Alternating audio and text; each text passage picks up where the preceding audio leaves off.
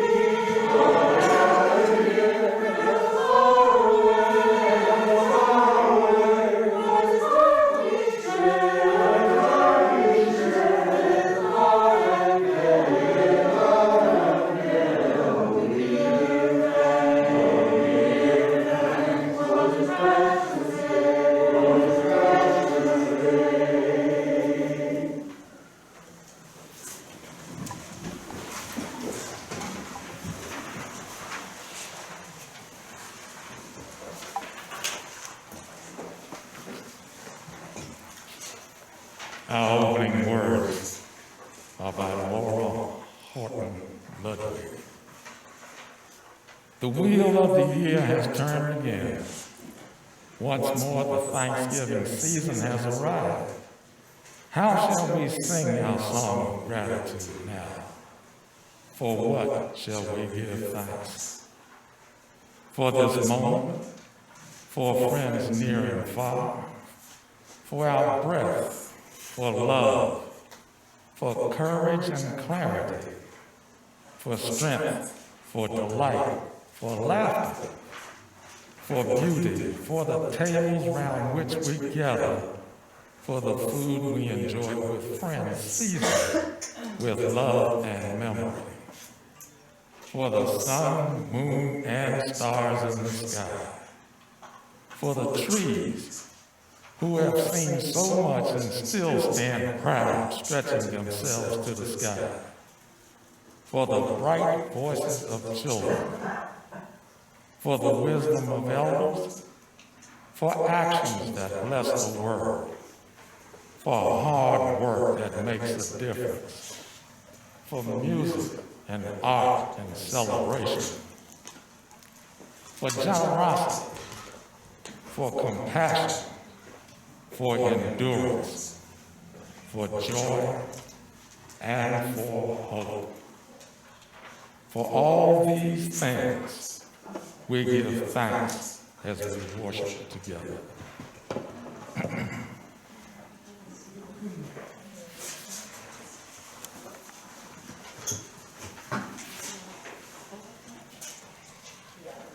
This morning's chalice lighting was written by Reverend Andy Pakula.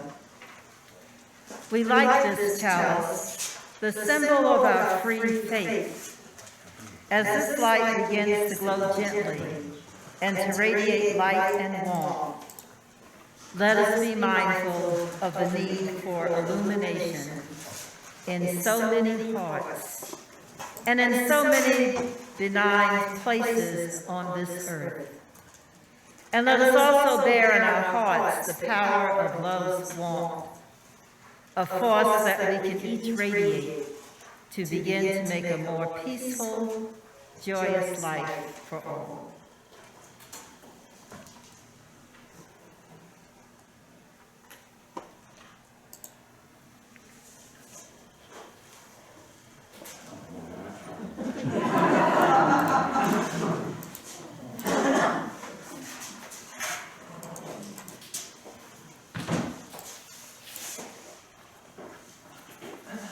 Please rise in body and or spirit, and join me in saying our church's affirmation of covenant and humming the Doxology, which the choir will sing in English and in Spanish. Love is the doctrine of this church. The quest for truth is our sacrament, and service is our prayer. To dwell together in peace, to seek knowledge and freedom, to serve others in community, to the end that all souls shall grow into harmony with the creation. Thus do we covenant with one another. Thank you.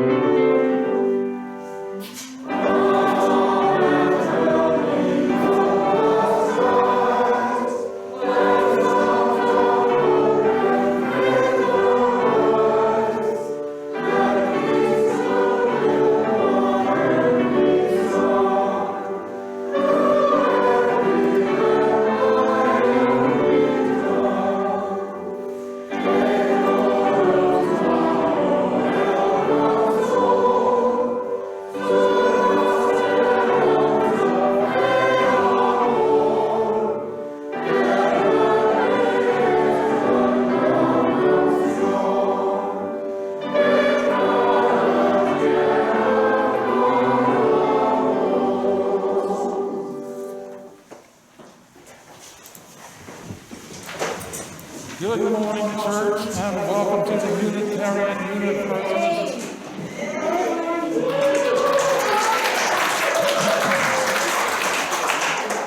Okay. And welcome to the Unitarian Universalist Church's Lost Cruces. You might have come in the wrong door.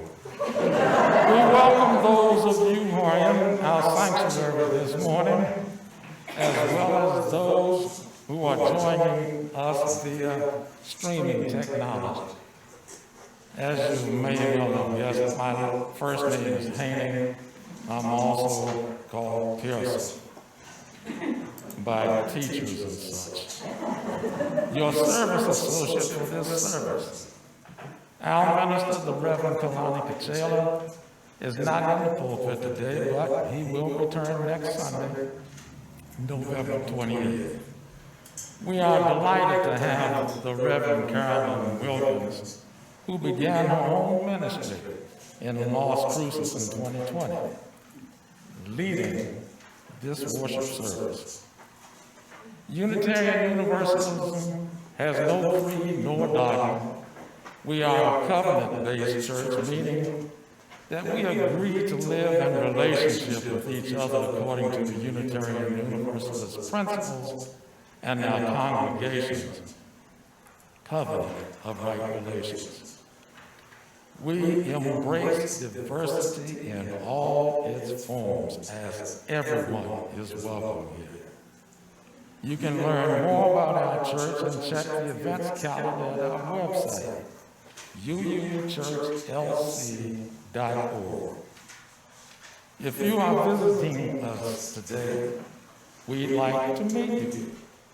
If you are in the sanctuary, please rise in body or spirit and introduce yourself by telling us your name, where you are from, and how you heard about the church.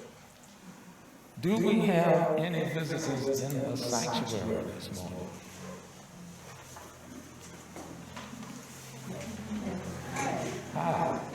Hi, I'm Andrew. This is my wife. Stephanie. We just moved to Las Cruces 3 months ago now, just about. Finally settling in, looking for a church. Methodist by background, but we have families that are UU members, and they've always encouraged us to try it. And we like your sign. And we love your sign.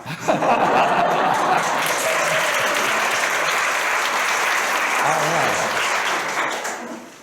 My name's Tom Wheatley. I just moved here last week from Georgia, and I don't really feel like a visitor because I've been kind of working in your services since I found out I was coming here, or since I decided to come here. So it's very nice to see you all. Hi, I'm Lori. I moved here from Fort Collins, Colorado 3 months ago, and I'm here because I like Carolyn's wisdom.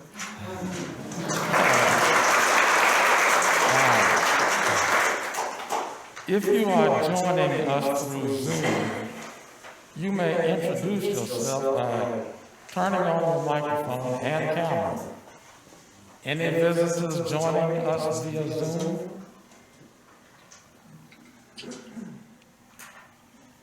I'm joining from San Diego, California. My name is Kira Horser. I'm joining from Culver City, California. My name is Doris Davis.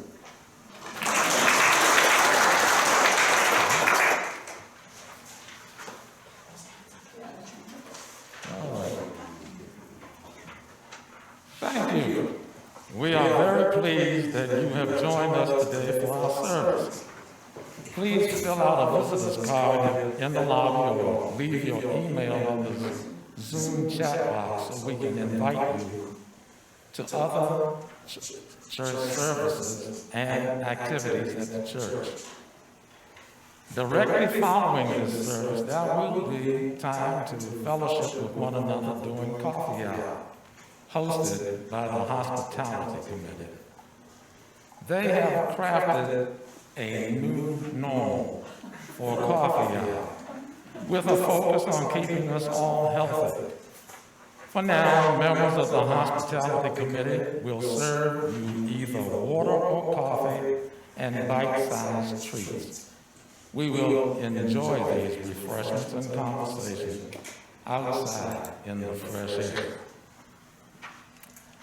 Reverend Carolyn Wilkins is the founding minister and spiritual director of Inspirational Ministries, a new thought spiritual community celebrating love, joy, compassion, and creativity as expressions of the divine.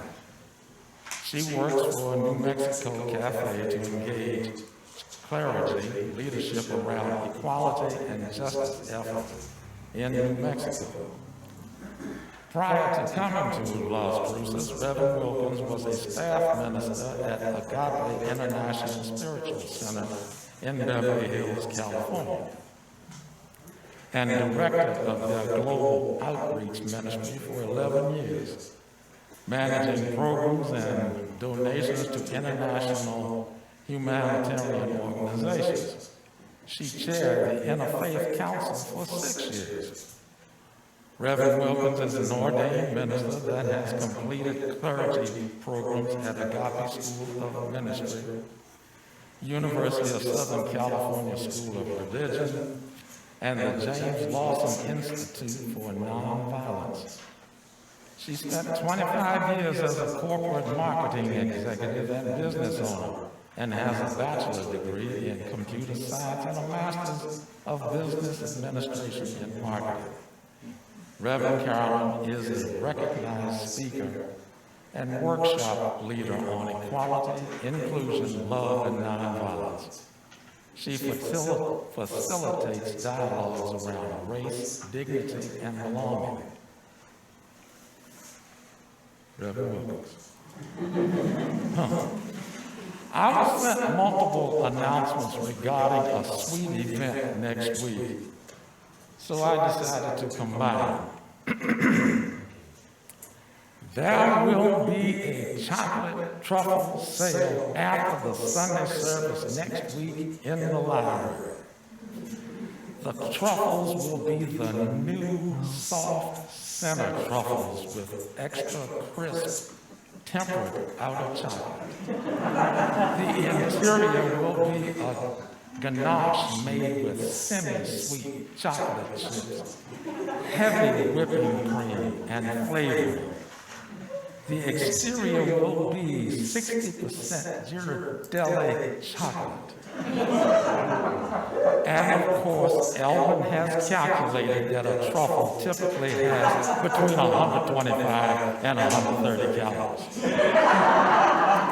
There will be at least 10 flavors in packages of 3. The price will be $4, and another Elvinism, about $1.33 per truffle. $20 will get you 5 packages, no savings, but you will get to try 5 different flavors. All of these truffles will be made with tasty commercial flavorings. There will also be bulk packages of 2 types, regular and special with added ingredients including candied ginger with lemon flavoring, raisins, or peanuts. Each package will be all of one flavor. All bulk packages are in 1-quart Ziploc bags of 17 truffles for $20. And of course, Elvin had about $1.18 per truffle. Whether regular or special, note, and this can only be from Elvin, that added ingredients may change the calorie count slightly. I reiterate, there will be a truffle sale in the library after the service on Sunday, December 5th. The aforementioned prices are a light cheaper than those purchased at the auction. So be sure to bring money or your checkbook.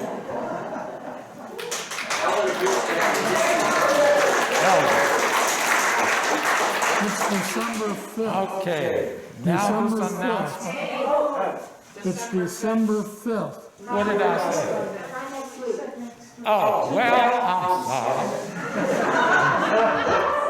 I've already had my Thanksgiving dinner.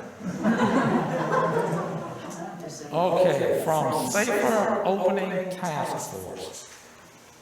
Due to the waning efficacy of COVID-19 vaccination, increasing numbers of breakthrough infections, and a dramatic increase in positivity rates in Doña County and the region. Everyone who has completed their full vaccination course 6 months or more ago should avail themselves of the free booster shot, ASAP. This is one way you can affirm your commitment to the Unitarian Universalist belief in the inherent worth of all persons. Thank you all for being with us today.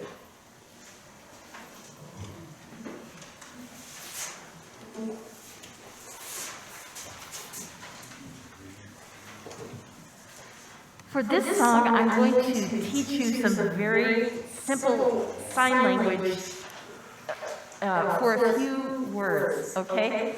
And the choir will help you to understand that. And then when we sing, you can do the signs. So,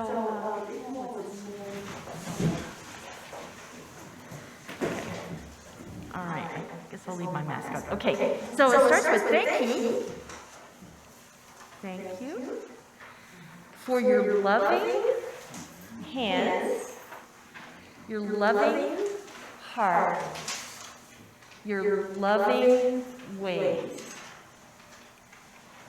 Thank you for the gifts So, I don't know if you can see, but I kind of have my hands curled with my thumbs on top, and I'm going to give a gift. For the gift you bring into the world each day. With your thumb, each day. All right. And if you ever doubt yourself, remember us who love you well. We know all the gifts you bring into the world each day. All right? Okay, please rise and body your spirit. And try to sing that. We need your signs. Thank you for your loving hand, your loving heart, your loving ways. Thank you for the gifts you bring into the world each day. And if you ever doubt yourself, remember us who love you well. We know all the gifts you bring into the world each day. So thank you for your loving hands, your loving heart, your loving ways. Thank you for the gifts you bring into the world each day. Thank you.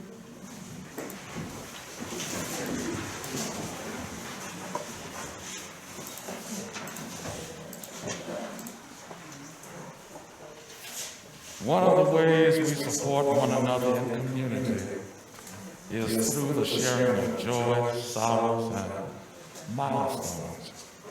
In these challenging times, it is crucial that we make attempts to stay connected to one another. Our church's website has a link which allows you to confidentially submit a joy, sorrow, or milestone to Reverend Cruces.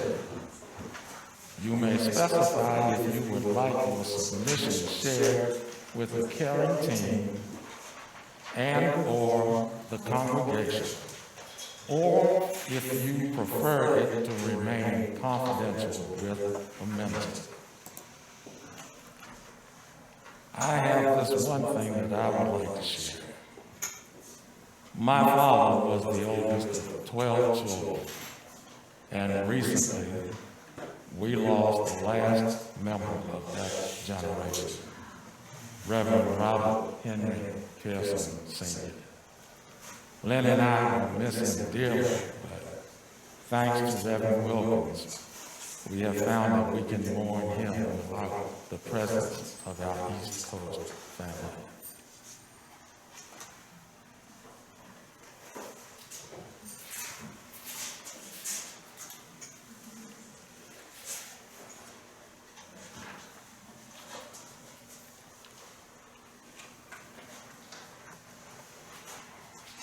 So as we are thinking about those who have been with us and those who are no longer with us, I also have, I did a memorial service, supported a memorial service for my sister yesterday, who passed a year ago. And my brother passed 2 years ago on the very same day, November 20th. So my heart is full today, but I also know that we had a loving family, still do, and appreciate being here today. So I invite us all to turn within for the moment and consider how you can continue to be a loving presence, whether you're near or far from people. Consider how you can open your heart to those who you may not be able to touch, but perhaps through your eyes through the grace of who you are, and through your own vibration, they will feel the depths of you. So let us turn within right now.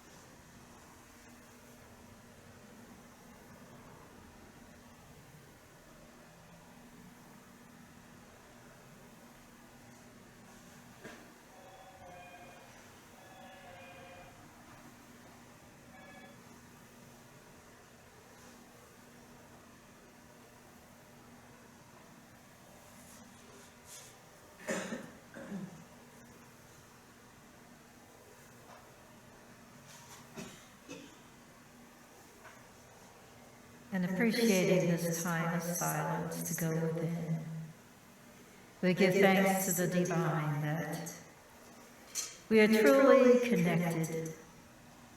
We're connected in spirit. We're connected in consciousness. We're connected by our own hearts and our own love. And it's through that gratitude that we thank each other for being here today, knowing that the song that we sang is truly what we believe. We thank you for the love you bring and for the gifts you are today. So it is, amen. Ashe. Aho.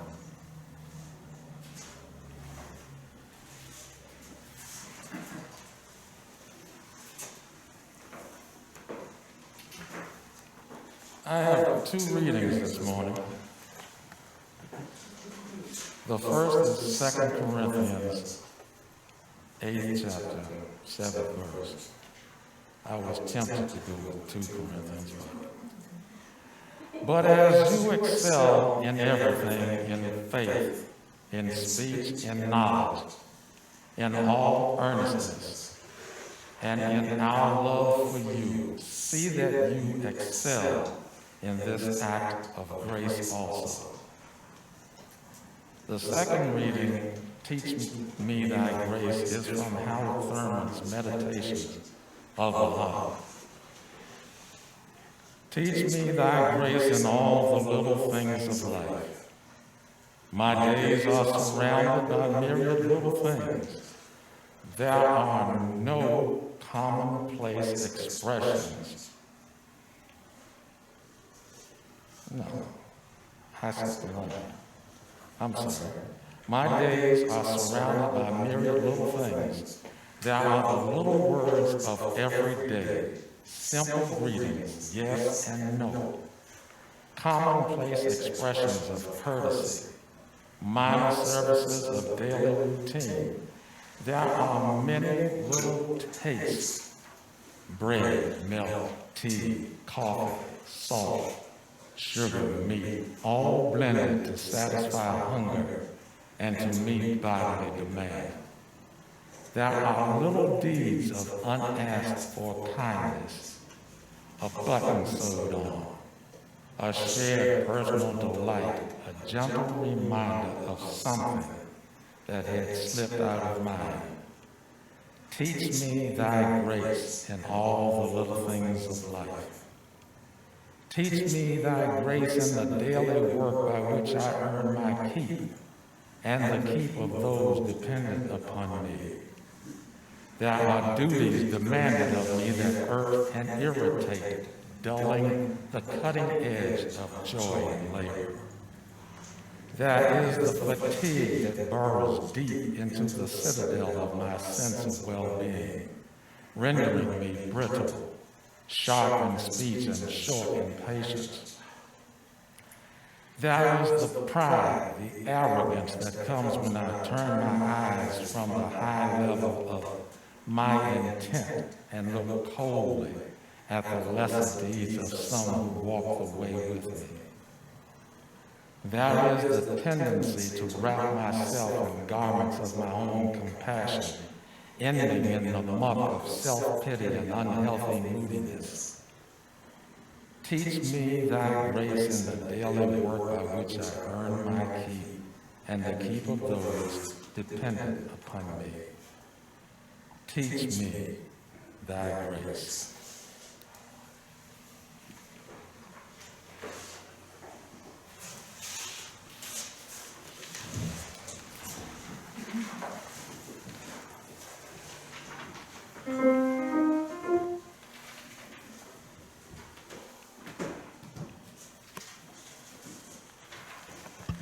Following the eloquence of Howard Thurman,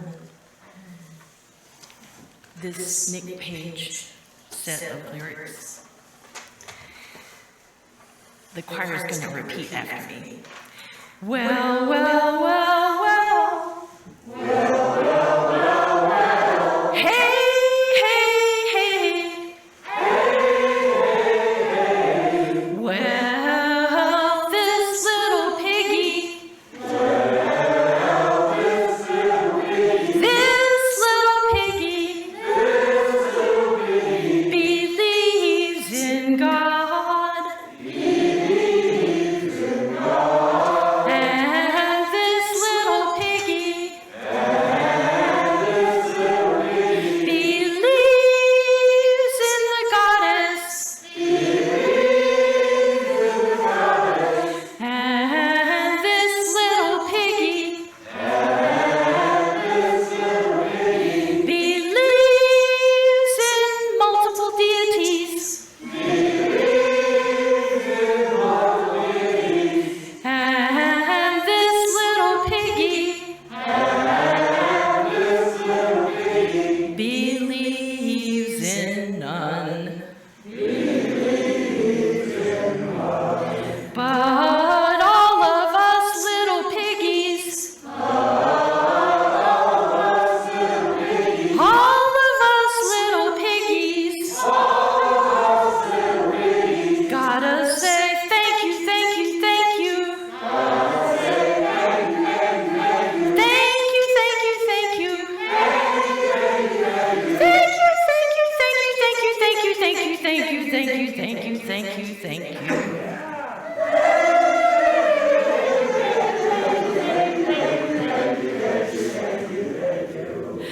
All the way home. Amen. Ashe. Blessed be. Have a nice day.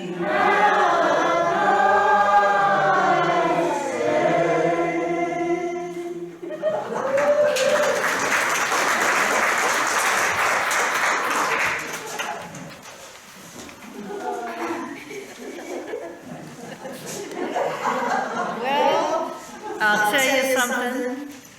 I was in the Agape choir for 20 years. We sang in Los Angeles and New York and World Parliament. But I've never heard that song.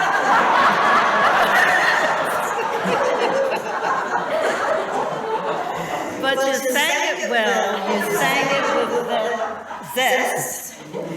And I congratulate the choir. You have lifted me up this morning. And Catherine and Haney, I don't know, maybe we should go on the road together because the joy that you have, it's wonderful being here.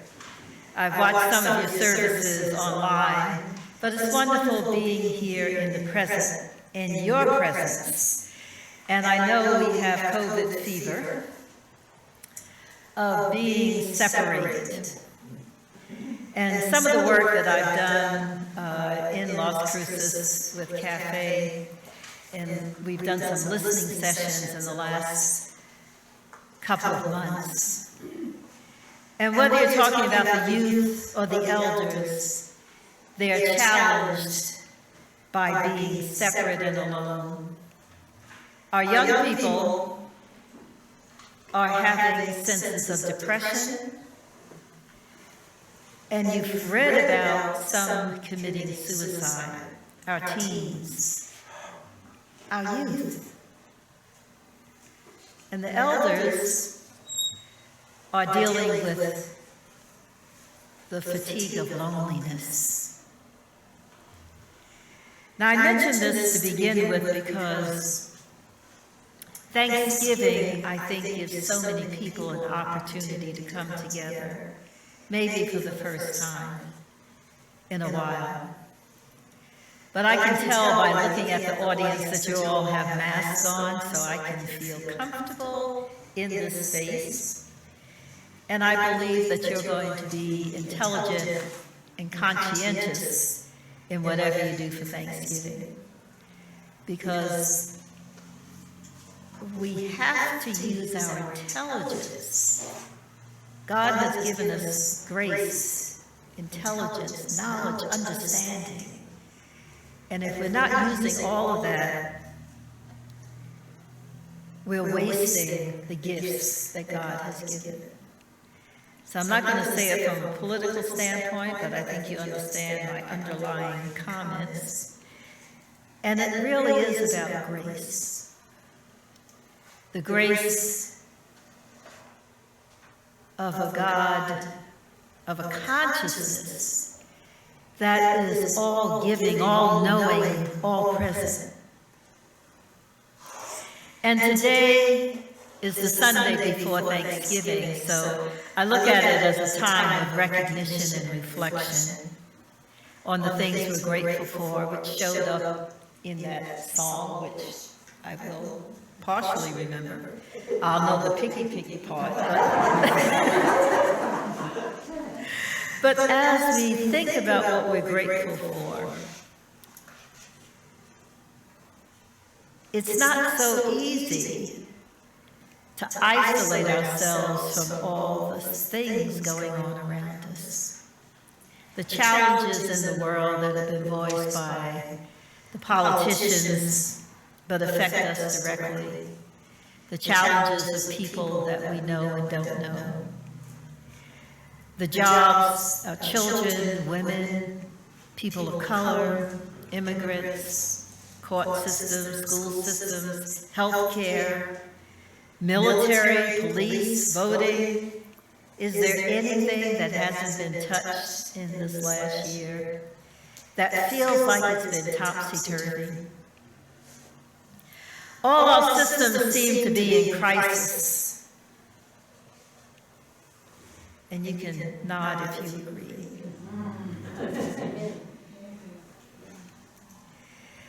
But as Unitarian and Universalists who stand for truth, justice, compassion, and liberty, I ask, how do you carry the banner of justice and still keep an open heart? How do you do that? It's how I've been living for many years. Agape means love. It's the highest level of love in the Greek. And yet, we did a lot of work in justice and standing up for things in Los Angeles and around the world.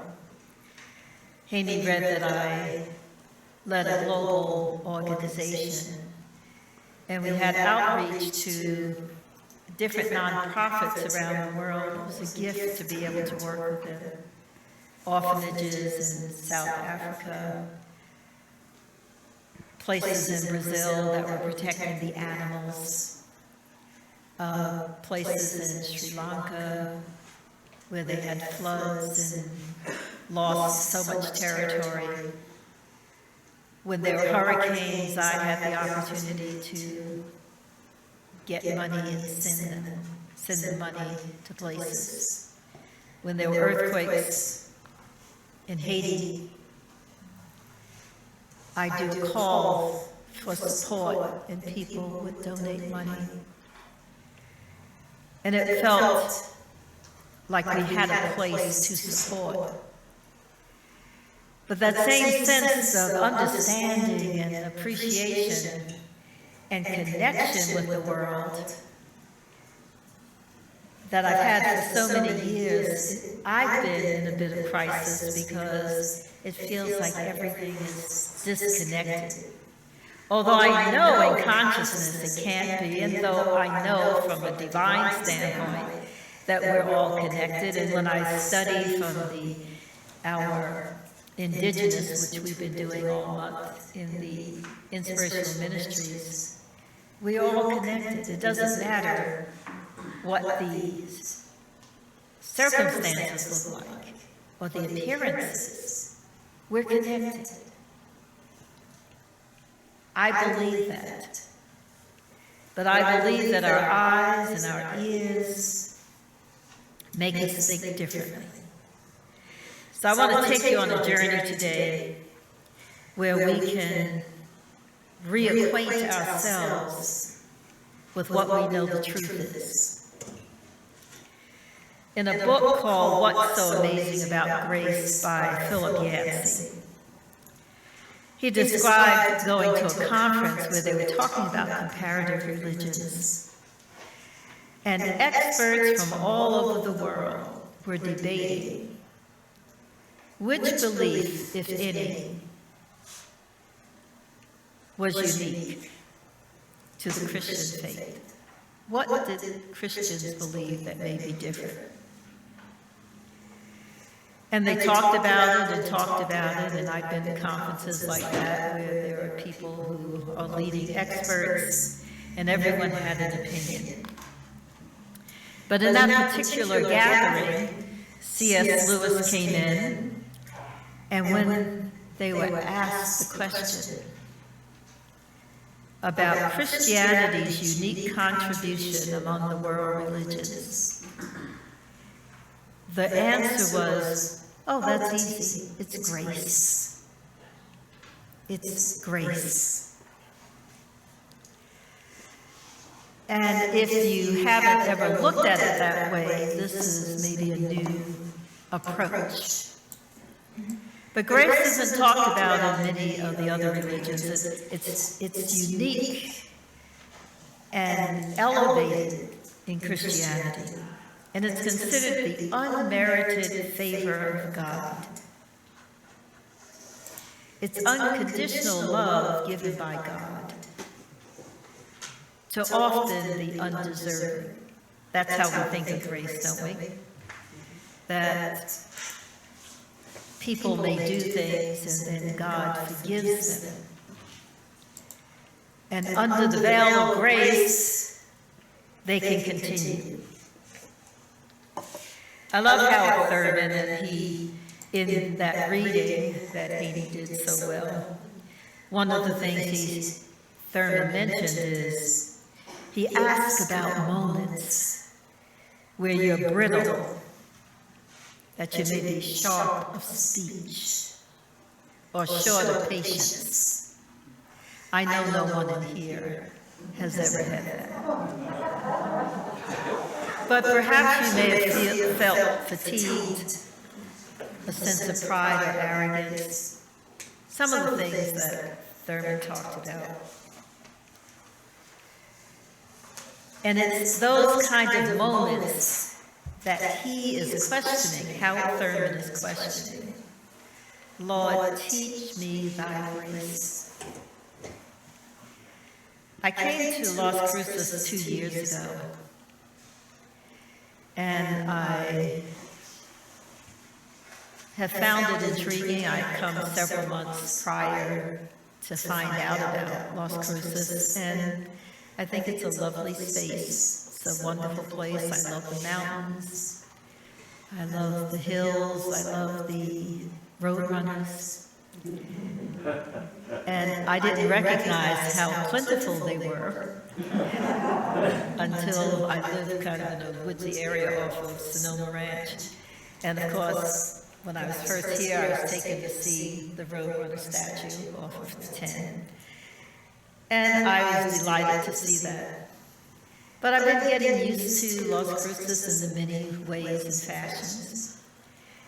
And one of the things I could say for sure is I was not a person that went to Walmart when I lived in Los Angeles. Culver City to be exact. If anybody even said Walmart, I would run the other way. I had been at it at one point because my mother had to get medicine and it was cheaper at Walmart. So I have been in Walmart, but never by choice. And now, in Las Cruces, I've had to change my habits because it is convenient, it's easy.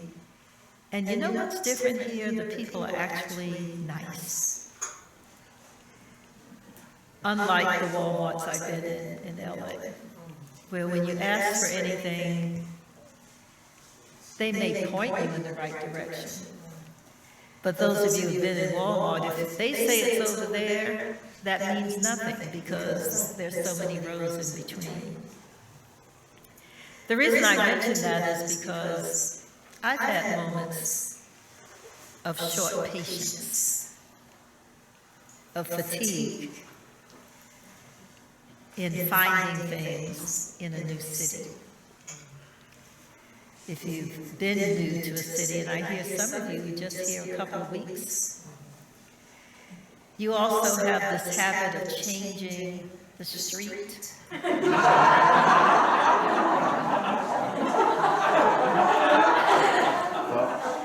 I mean, you could go from probably 50 miles and be on Sepulveda Boulevard in California, from one town to the next town to the next Sepulveda Boulevard. You tell people to go to Sepulveda Boulevard, they're still on it, 20 miles away. Las Cruces, however, it's just different. So I've had to actually find my place of grace sometimes because it's little things that can get you off. It's not the big things. Although we're filled with so many big things now, we forget about the little things. But grace, my grace is sufficient, applies to all those times. Teach me thy grace and thy daily work is in the reading from Thurman. Because whatever your work is, whether you're working every day or retired, allow the grace to come to you. The UU principle speaks of respect for the interdependent web of all existence of which we are a part. And I put grace into that space. But grace, as we've been taught, has been given from God. And I'm talking about grace and gratitude. And the difference in gratitude is that you got to do the giving. Grace is given to you. Gratitude is grace given away. Your ability to see something and still be in gratitude is grace in reverse. You ever thought of it that way? We don't even use grace in that way. But I thought about it, I prayed about it, and in these times, I had to recognize the depth of what was going on there. So gratitude demands something from us, and it's what we give to each other, to the world, and to God. To each other, it's a quality or a gift. In the hymn, thank you for your loving hand, your loving heart, your loving ways. Thank you for the gifts you bring into the world each day. If we kept that to each other, remembered it each day, and gave thanks, we'd make a different world for ourselves.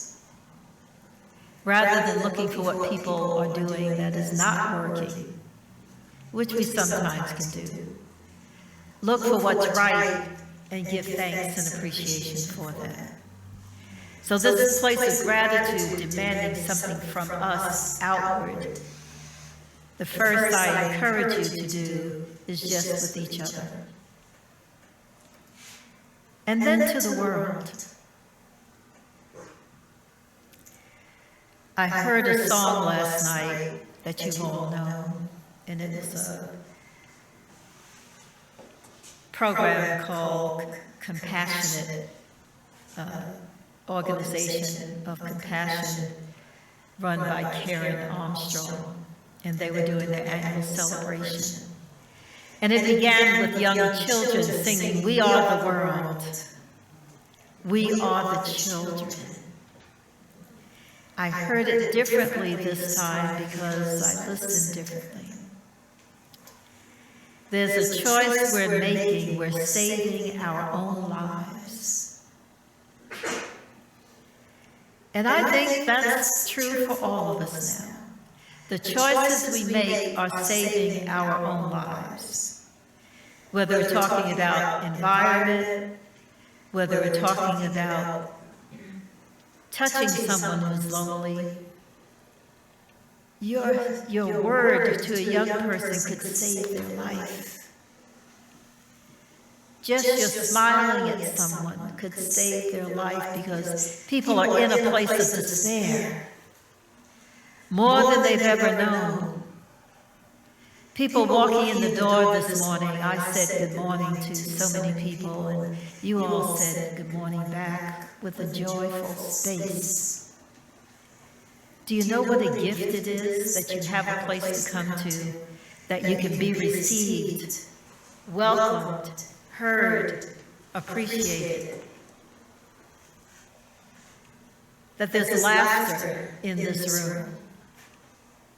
There are a lot of churches that laughter is one of the last things that happens. It's the reason I stopped going to church. I won't tell you my whole story, but I'll say from my teenage years, for about 12 years, I did not go to church. I had been a church bunny for many years. Went every Sunday, Sunday school. I was in the junior choir, junior ushers, everything. Taught Sunday school. And yet,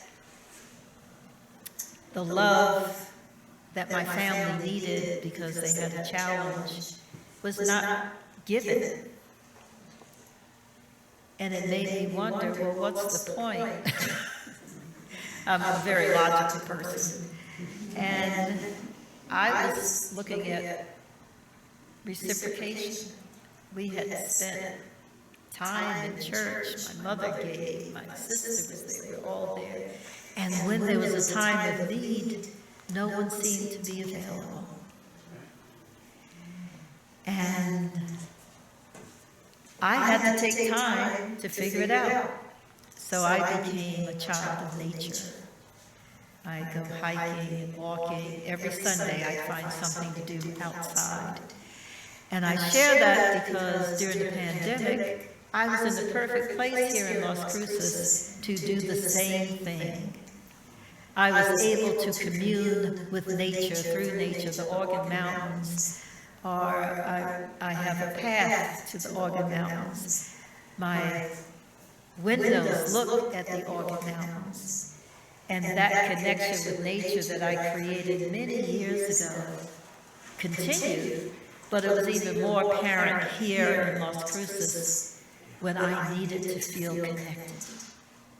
Nature will do that.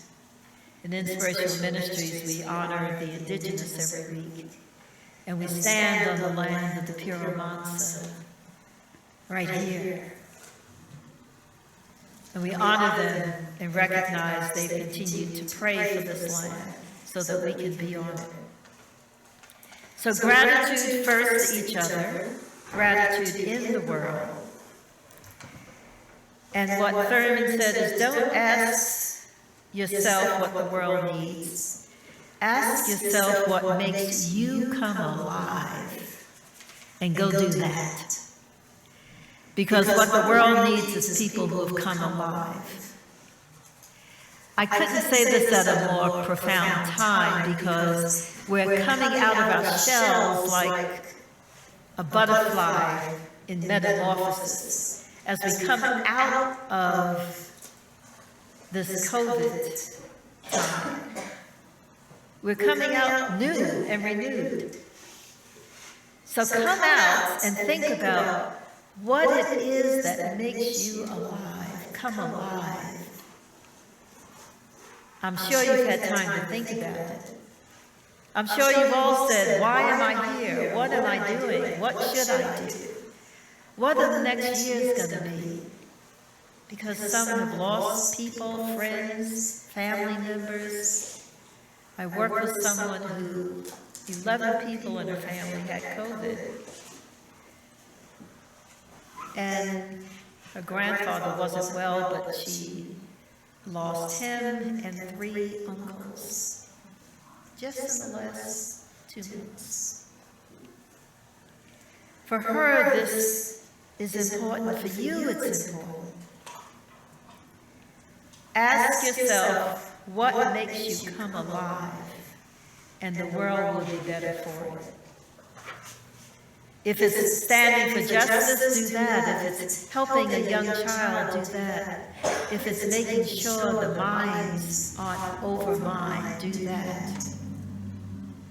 If it's making sure that we have a library with books so that young people can follow, do that. Whatever it is, come alive. And then the last thing is, what is our place of gratitude to God? In the ministry I come from, Agape, we have a way that we do prayer, and I've been a practitioner for 30 years, and we have these steps we follow of categories. And Agape added something, because the steps were recognition, unification. If any of you have done any work in that prayer time, where you recognize God first, you unify with the divine. Then you declare what is needed, you release, and then you say thank you. And in the work that we have done, we added gratitude at the beginning. Because if you don't say thank you in the beginning, the rest of it is from another place. I may have said that in a strange way, but do you follow me? So begin all your prayers with saying thank you to begin with. And your prayers will change. Because if you have gratitude at the very beginning and lift yourself up and know that you're connected with the divine presence, that can have anything happen. That can change anything in the snap of a finger. That can heal your pain, that can bring life and everlasting life, that can bring joy, that can bring justice. And when we look at the time we're in, we sometimes wonder, is God here? Is God really around? Do you hear our cries? But if we've understood the depths of what is happening in our world and the universe, big changes require big prayers, and big changes require big commitment, and big changes require a big God. I know we have a big God, and I am not in fear. So I want to just say, as I end this message, grace is sufficient to support you in whatever you're doing. But gratitude is your responsibility to bring to the world. May you be a place of grace and gratitude for those who meet you, for those who know you, and throw in a little bit of joy, love, and laughter. Peace and blessings. Amen.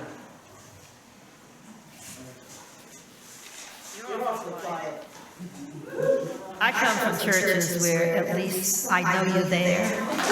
Thank you.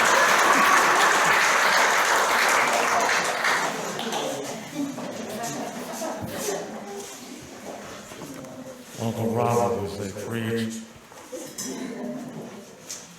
We have been worshiping in our refurbished sanctuary since early September. And we are streaming each service to include as many people as possible. We continue to practice indoor masking and social distancing in order to help us end the spread of COVID-19 and its variants. During the past year, many of the church's experiences continue. Some have increased since our reopening. It is vitally important for the ongoing work and health of the church that each of us fulfill our financial pledge, if at all possible. All through the pandemic, we have continued support of organizations identified by the Social Justice Committee as recipients for our Change for Change program. The recipient for this quarter is Sororitas International of Las Cruces, which is part of a global women's service organization. Their mission is to provide women and girls access to the education and training they need to achieve economic empowerment. Our local Sororitas Club supports women's education in southern New Mexico with their Dream It, Be It award and Live Out Your Dream awards that provide financial support for educational programs beyond high school. The Dream It, Be It Career Support Conference, supported by Sororitas International, teaches high school girls enduring life skills and change in the basket by sending your checks to the church or by using the gift link of our church's website.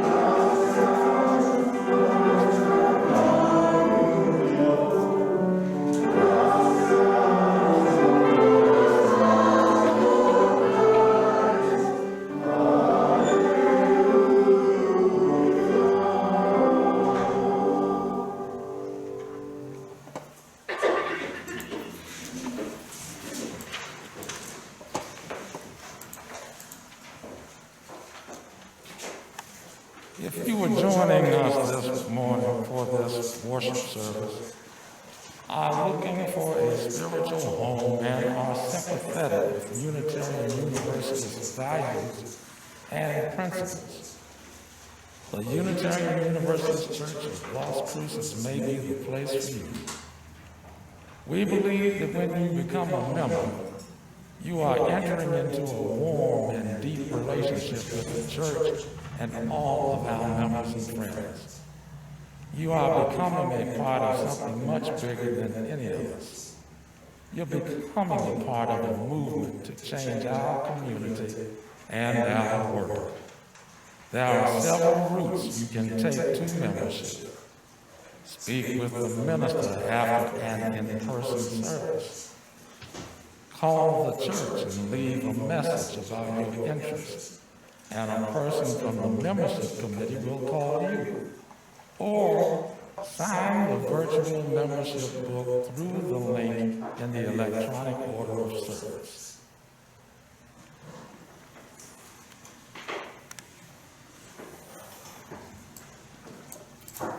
I invite you to rise in body or spirit as we sing our closing hymn, For All That Is Our Life.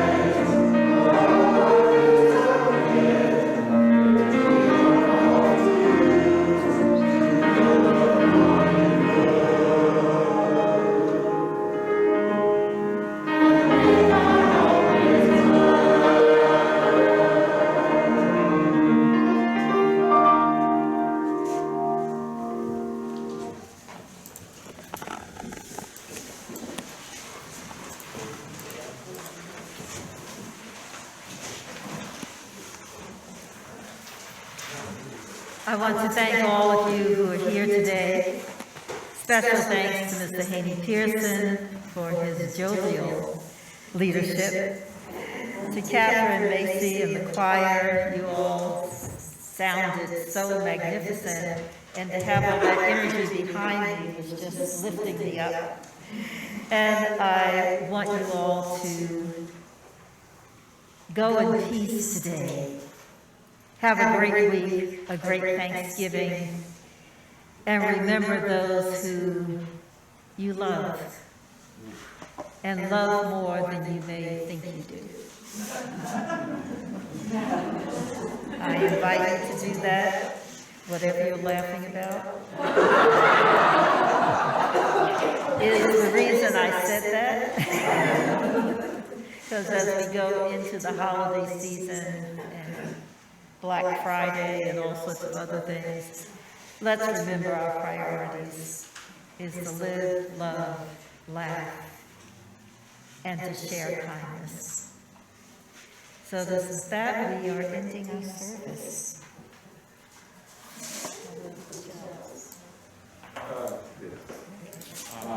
Would you join me in saying the words for extinguishing the chalice? Yes.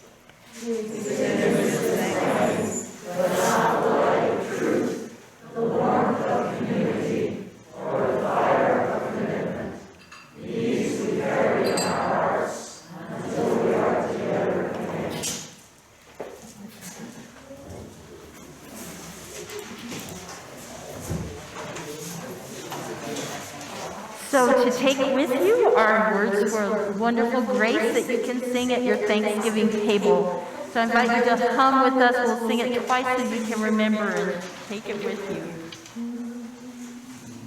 Let us give thanks for the food that we share. Let us give thanks for people who care. Food fills the body and love makes us whole. Let us give thanks deep down in our soul.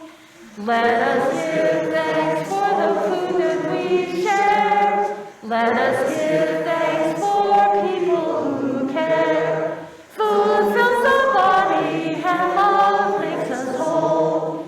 Let us give